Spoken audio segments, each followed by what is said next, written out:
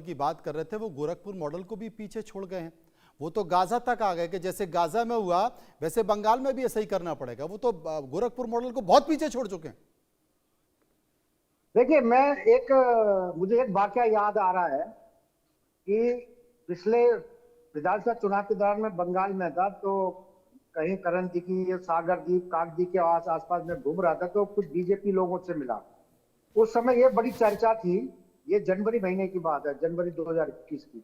उस समय ये चर्चा थी कि भाई शुभेंदु अधिकारी को लाने से बीजेपी को क्या फायदा होगा, मुकुल राय पहले आ गए हैं। तो बीजेपी के जो कार्यकर्ता थे, उनका ये जवाब था, मुकुल राय नेताओं को लेके आया है, लेकिन शुभेंदु अधिकारी भीड़ लेके आया है। ये ठीक है, जो आतंक भय का चुनाव हुआ उसमें बीजेपी 77 सीट पे जम गई, लोगों ने उसको कहा बीजेपी हार गई। बीजेपी तो 377 पहुंची थी, लेकिन जैसा होता है मीडिया का, एक बार भी बीजेपी के खिलाफ लिखता रहा कि बीजेपी हार गई, बीजेपी हार गई। ये बहुत ज्यादातर लोगों ने इस पर ध्यान नहीं दिया कि जो बीजेपी 377 पहुंच गई और सीपीएम जो 34 साल राज करती वो खत्म हो गई, कांग्रेस का कोई कैंडिडेट नहीं जीता, उस नहीं पर जीते लोगों हैं, ने ज्यादा कांग्रेस ध्यान के नहीं जीते दिया। केवल बीजेपी 2 चुनाव कैंडिडेट। नहीं जीत पाई, ममता नहीं हार पाई। तो लेकिन यह कि देखिए, शुभेंदु अधिकारी ने बीजेपी में आने के बाद और खासतौर पे नेता प्रतिपक्ष बनने के बाद में जिस तरह से काम किया है, लोगों को जोड़ा है, उनका नेटवर्क पहले भी था। टीएमसी में रहते उनका नेटवर्क बड़ा नेटवर्क था, वो उन्होंने अब बीजेपी में भी विकसित किया। तो इसी कारण उनको सीएम बनाया गया है। और वो जिस तरह से उन्होंने 5 साल लगातार मुख्यमंत्री रही, ममता बनर्जी को टक्कर दी, ये उनके पक्ष में गया।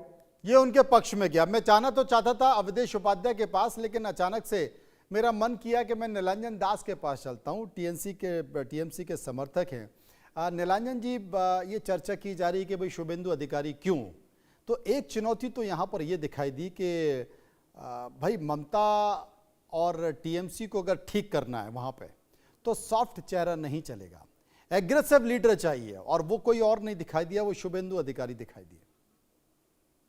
देखिए, शुभेंदु अधिकारी वो नेता है जो टीएमसी के हमारा यूथ प्रेसिडेंट थे, वो सांसद थे, स्टेट में मिनिस्टर थे टीएमसी का, और 2020 तक टीएमसी का एक कद्दावर नेता थे।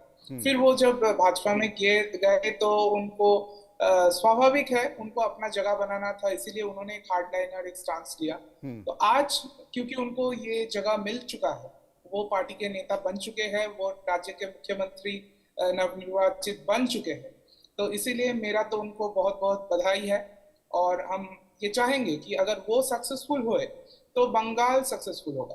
तो इसीलिए हम चाहेंगे कि वो बहुत अच्छी तरीके से परफॉर्म करे। उनके पास सामने बहुत सारा चैलेंजेस है।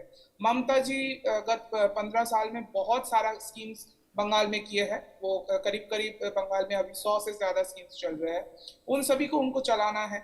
उसमें से कई सारे स्कीम्स है जिसको बीजेपी ने बताया है कि उसका राशि को वो बढ़ाएंगे, वृद्धि करेंगे, तो वो भी उनको करना है। उनका बहुत सारा मैनिफेस्टो कमिटमेंट्स है।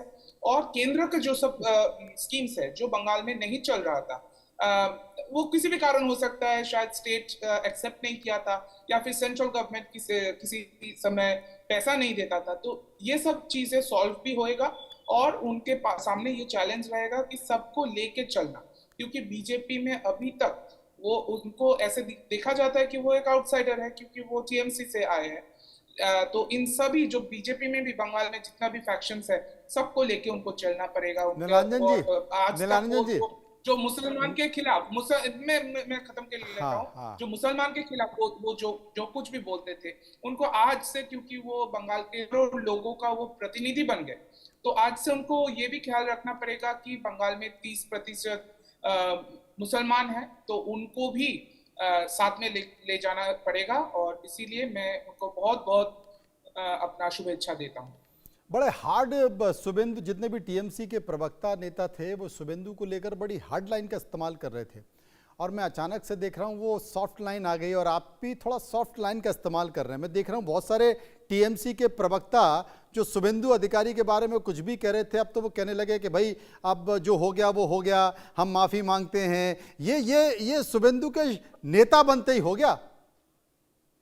देखिए ये असर है। देखिए, ये डेमोक्रेसी का ये रीति होना चाहिए कि अगर किसी को जनता ने चुना है, हाँ। अगर कोई मुख्यमंत्री बने हैं तो पहला 100 दिन हम उनका क्रिटिसिज्म नहीं करेंगे। उनको पहला 100 दिन, जिसको हनीमून पीरियड कहा जाता है, उसमें उनको पॉलिसी फिक्स करने के लिए हम उनको ये मौका देंगे बगैर किसी क्रिटिसिज्म के। तो वो अगर उस पर खड़े उतरते हैं तो फिर ठीक है, वरना मतलब जोर से उसका मुकाबला होगा, उसका जोर से मुकाबला होगा। अभी 100 दिन वो जरूर हो। अभी पहले 100 दिन तो उनको अवधेश जी, धीरे 100 दिन देंगे हम। 100 दिन तक हमने यू टर्न ले लिया, गाड़ी घुमा दी एकदम 90 की स्पीड में, 100 की स्पीड में। अभी तो बहुत गाड़ियां घूमेंगी, आप चिंता ना कीजिए, देखते रहिए 10-15 दिन में बहुत गाड़ियां घूमेंगी इस तरह से। अच्छा देखिए मनोज जी, आज जो है बंगाल की राजनीति के धुरंधर कहे जाते हैं, सनातनी शेर शुभेंदु अधिकारी जी को जो विधायक दल का नेता चुना गया है, इसलिए मेरी बहुत बहुत बधाई है, मनोज जी। ये सही है, आज बंगाल में आजादी के बाद पहली बार तानाशाही का अंत हुआ है और नया सूर्योदय हुआ है बंगाल में। और ये मैं आपको, आपके दर्शकों को आश्वस्त करता हूं कि पश्चिम बंगाल में शुभेंदु अधिकारी जी के नेतृत्व में आप देख लीजिएगा, बंगाल के हर क्षेत्र में विकास होगा। ऐसा कोई क्षेत्र बचेगा नहीं जहां विकास नहीं होगा। जो जो हमने वायदे किए हैं चुनाव में, वो हम सारे वायदे पूरे करेंगे। और जो बंगाल की जनता ने विश्वास दिखाया अपने देश के प्रधानमंत्री नरेंद्र मोदी जी पर, उस विश्वास पर खरा उतरने का काम बंगाल की भाजपा सरकार के। अभी मेरे भाई कह रहे थे, टीएमसी समर्थक कह रहे थे, जो योजना चल रही थी ममता जी की, वो चालू रहनी चाहिए, उनको चालू करेंगे शुभेंदु जी। देखिए, योजनाएं तो बहुत थी बंगाल में, और अधिकांश योजनाएं फर्जी योजनाएं थी, एक विशेष वर्ग के लिए योजनाएं आती थी। जैसे एक मैं एग्जांपल दे रहा हूं मनोज जी, दिल्ली में जब सत्ता परिवर्तन हुआ, जब देखी गई वहां योजनाएं, जैसे कि एक विधवा पेंशन योजना थी दिल्ली में, जिसको आम आदमी पार्टी ने शुरू की थी, उसमें 7,000 लोग पाए गए, महिलाएं आती थी, उन महिलाओं को योजना का लाभ मिल रहा था उनका। तो इसी तरह से हो सकता है पश्चिम बंगाल में ऐसी भी योजनाएं होंगी क्या मतलब थी पहले, क्योंकि मैं तो पश्चिम बंगाल में 20 दिन रहा था, वहां कई चीज मैंने ये देखा कि जैसे योजनाएं बहुत सारी थी जो एक विशेष वर्ग के लिए आती थी, हिंदू समाज के लिए वो योजनाएं नहीं थी, और जो योजनाएं आती थी बाहर के लोगों के लिए आती थी, जो रोहिंग्या बसे हुए थे उनके लिए। अच्छा, दूसरा, किसानों का हक मारने का ममता सरकार ने किया था। और दूसरी बात, युवाओं के लिए कोई रोजगार नहीं था। 15 साल में एक नया विश्वविद्यालय, एक नया मेडिकल कॉलेज। अरे अवधेश उपाध्याय जी, मत बोलो यार, अभी दौड़ा दौड़ा के पीटा है आज बिहार में, दौड़ा दौड़ा के टांगे तोड़ी हैं बिहार में, ये नहीं पता, इतने लठ बजे हैं, नौकरी।